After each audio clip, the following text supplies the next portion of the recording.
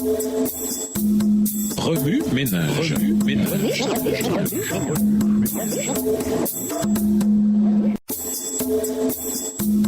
Remue ménage.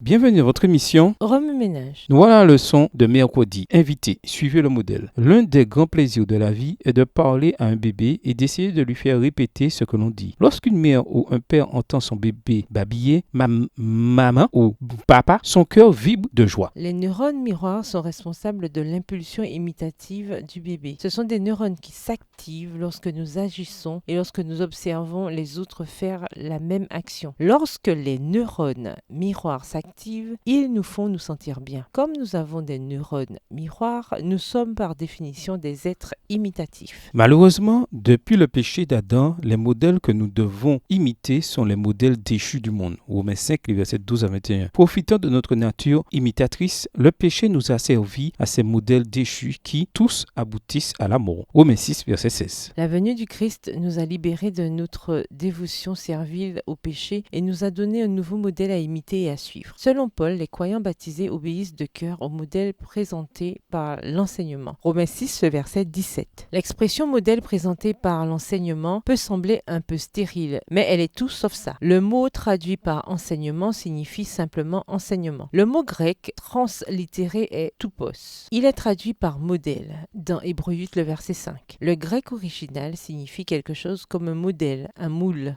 ou une forme. En tant que chrétiens, nous obéissons du fond du cœur au modèle, au moule ou à la forme de l'enseignement. Qu'est-ce que le modèle, le moule ou la forme de l'enseignement chrétien? Posons une meilleure question. Qui est le modèle ou le moule de l'enseignement chrétien? Qui est le modèle du christianisme? Nul autre que Jésus lui-même. En tant que chrétien aimé de Dieu et sauvé par le généreux sacrifice qu'il a offert en notre faveur, Romains 5, versets 6 à 9, notre réponse est l'obéissance sincère à Jésus, l'ultime modèle de comportement. Romains 6, verset 17. Il n'existe aucune liberté absolue issue de l'esclavage. Nous pouvons être servilement consacrés au péché ou nous pouvons être esclaves de Dieu et de la justice. Romains 6, versets 18 et 22. Nous pouvons être consacrés au péché ou être consacrés à l'obéissance au modèle d'enseignement, Jésus-Christ. Nos neurones miroirs peuvent soit imiter la désobéissance d'Adam, soit l'obéissance de Jésus. Dans les deux cas, nous sommes des esclaves. Il n'y a pas de honte à l'esclavage quand le maître est bon et notre maître l'est. Il a accepté de se faire esclave pour nous sauver. Philippiens 2, les versets 6 à 11. Son joug est doux et son fardeau léger. Matthieu 11, verset 30. Même si nous méritons la mort par notre péché, notre Maître nous fait don gratuitement de la vie éternelle lorsque nous mettons notre foi en lui. Romains 6, verset 23. Remue ménage. Où voyez-vous Jésus dans Romains 6? Que signifie pour vous obéir au modèle présenté par l'enseignement? Romains 6, verset 17. Que vous dit Jésus par ce texte? En quoi voyez-vous Jésus différemment ou le voyez-vous de nouveau? Comment réagissez-vous en voyant Jésus de cette manière? Au revoir. Et à demain si Dieu veut.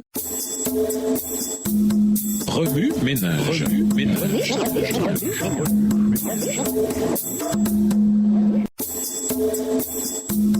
Remue ménage.